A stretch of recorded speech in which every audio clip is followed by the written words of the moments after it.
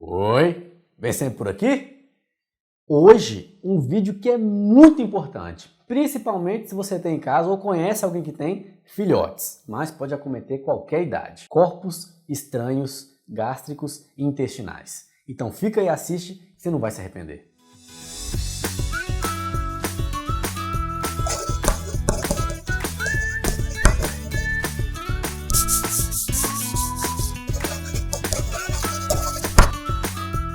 Primeira coisa, o que é um corpo estranho?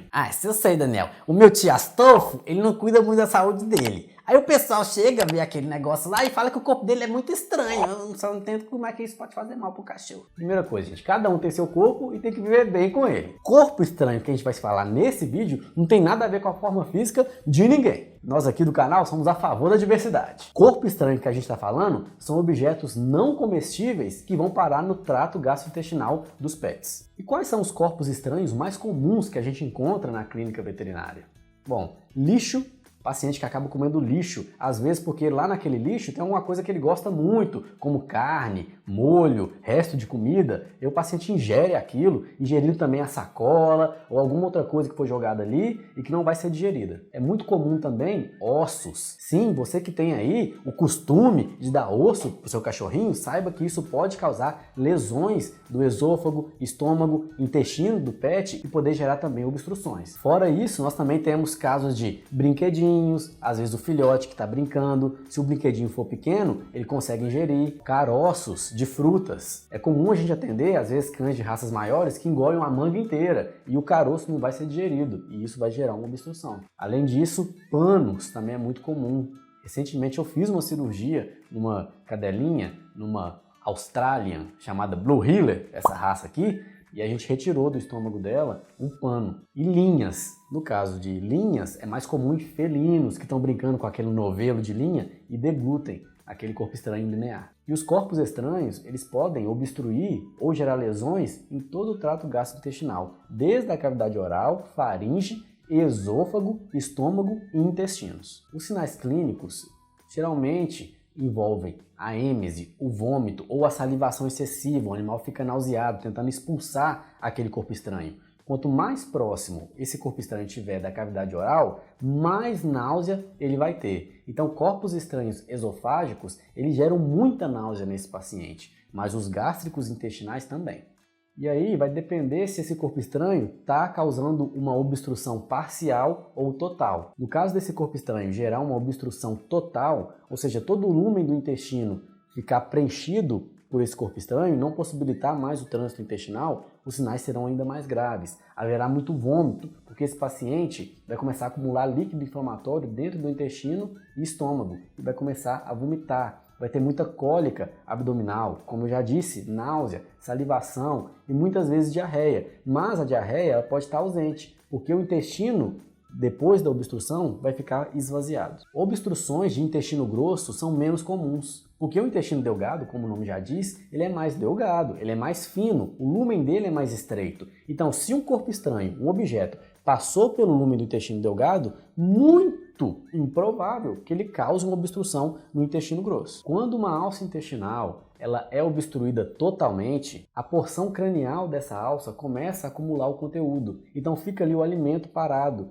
e a alça começa a inflamar e vai começando a drenar fluidos inflamatórios para dentro da alça, ela começa a dilatar. Essa dilatação vai gerando ainda mais pontos de isquemia, reduz a circulação da alça e existe a chance de necrose e ruptura. Além disso, as bactérias que formam a flora intestinal daquele local começam a fermentar e gerar mais acúmulo de gás e a alça se estende ainda mais. A dor que esse animal sente é muito grande e existe a probabilidade de translocação bacteriana, a bactéria do intestino passar para a corrente sanguínea. Para fechar um diagnóstico de corpo estranho, o exame predileto que a gente lança a mão é o ultrassom. Mas a radiografia pode ajudar muito, principalmente se o corpo estranho for radiopaco, ou seja, ele for muito denso, às vezes metálico, ou seja um osso, porque aí quando a gente faz a radiografia a gente consegue ver com muita nitidez. Mas caso o corpo estranho não seja radiopaco, não seja tão visível na radiografia,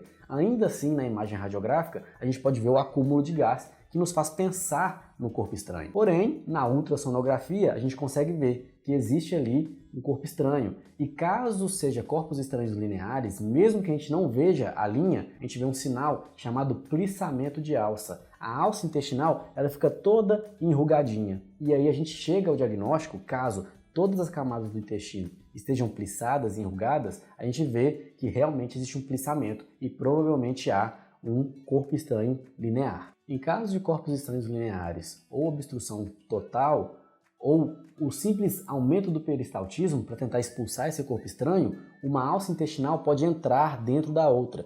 Isso chama-se intussuscepção. E esse movimento de intussuscepção, ele também vai ser obstrutivo e vai gerar todos os sinais que a gente já comentou anteriormente. Dá pra ver, né, o quão grave é os corpos estranhos. Então, às vezes, você está aí fornecendo brinquedos muito pequenininhos para o pet, ou achando que ele comendo aquela manga no quintal não vai ter problema. Eu já atendi pets que comeram coquinho, aqueles coquinhos pequenininhos, e obstruíram, tiveram que fazer cirurgia. Um dos meus pacientes já fez cirurgia 3 vezes por causa de coquinho. A tutora dele disse, depois da segunda vez, que ia cortar o coqueiro, para não ter mais esse problema. Mas ele voltou uma 3ª vez, eu acho que ela não cortou não. E como é que a gente resolve esse problema? Bom, caso o corpo estranho ele esteja em esôfago ou estômago, é possível ser retirado por endoscopia. Então a gente não chega a fazer a cirurgia aberta. Cirurgia aberta que a gente diz é quando abre uma cavidade ou abre a pele da garganta para chegar até o esôfago. Então, pela cavidade oral, com o endoscópio, a gente consegue retirar esse corpo estranho. Porém, nem sempre é possível fazer isso em esôfago e estômago. Caso haja a suspeita de ruptura esofágica, perfuração esofágica ou gástrica, então a endoscopia não vai ser a melhor opção. Porque o endoscópio, para que ele faça o trabalho dele, ele tem que dilatar o local que ele está, para ter visibilidade. E se o órgão está perfurado e você tenta dilatá-lo, primeiro que o ar vai escapar. E segundo que você vai aumentar o líquido daquele local para dentro da cavidade e vai predispor infecções. Em casos de órgãos perfurados ou necrosados, ou quando o corpo estranho está em intestino, onde o endoscópio não consegue chegar, a gente parte para a cirurgia aberta. No caso do esôfago, a cirurgia aberta ela é um pouco mais delicada, porque o esôfago, a última camada dele, não é uma camada serosa, como dos órgãos abdominais, é uma camada adventícia. E de forma prática, a camada adventícia, ela produz uma cicatrização mais lenta e gradativa, e a chance de estenose do esôfago, redução do lúmen, é maior. Existe uma camada mais externa dos órgãos, chamada mesotélio. E dependendo de onde se localiza esse órgão, esse mesotélio é formado por um tipo celular. No caso dos órgãos abdominais, é chamado serosa. Então a última camada dos órgãos abdominais é revestida pela camada serosa, é o peritônio, e tem uma boa cicatrização. No caso dos órgãos torácicos, essa última camada serosa ela é a pleura. E no caso do esôfago, quando está na região cervical, a última camada ela não é uma camada serosa, é uma camada adventícia. E essa camada adventícia ela tem uma cicatrização muito lenta. Em alguns casos, quando há a necrose de uma porção gástrica, esofágica ou intestinal, é necessário fazer a retirada daquela porção. No caso do esôfago, esofagectomia é o nome da técnica. No caso do estômago, a gastrectomia. Ectomia é retirada, então esofagectomia, retirada de parte do esôfago. Gastrectomia, retirada de parte do estômago. E, no caso do intestino, enterectomia, retirada de parte do intestino. E a enteroanastomose. A gente vai suturar as partes do intestino que estão viáveis. No caso de corpos estranhos lineares, às vezes o felino que ingeriu, ou o cão também, viu gente? Porque o cachorro também pode ingerir um novelo, um fio dental, que pode gerar todo esse problema, principalmente os filhotes. Às vezes a gente vê que um pedaço da linha do corpo estranho linear ainda está na cavidade oral, presa sob a língua, abaixo da língua. E às vezes a outra extremidade da linha está saindo pelo ânus. Então, o trato gastrointestinal desse paciente está todo com esse corpo estranho linear. Nesse caso, a gente tem que fazer incisões cirúrgicas múltiplas no mesmo procedimento. A gente tem que iniciar por uma gastrotomia para já retirar o corpo estranho linear que está naquele estômago e fazer enterotomias múltiplas para retirar os corpos estranhos lineares ao longo de todo o intestino. Às vezes tem que fazer 3, 4 incisões nesse intestino, porque não dá para você fazer uma incisão e tirar todo o corpo estranho linear. Você não pode puxar.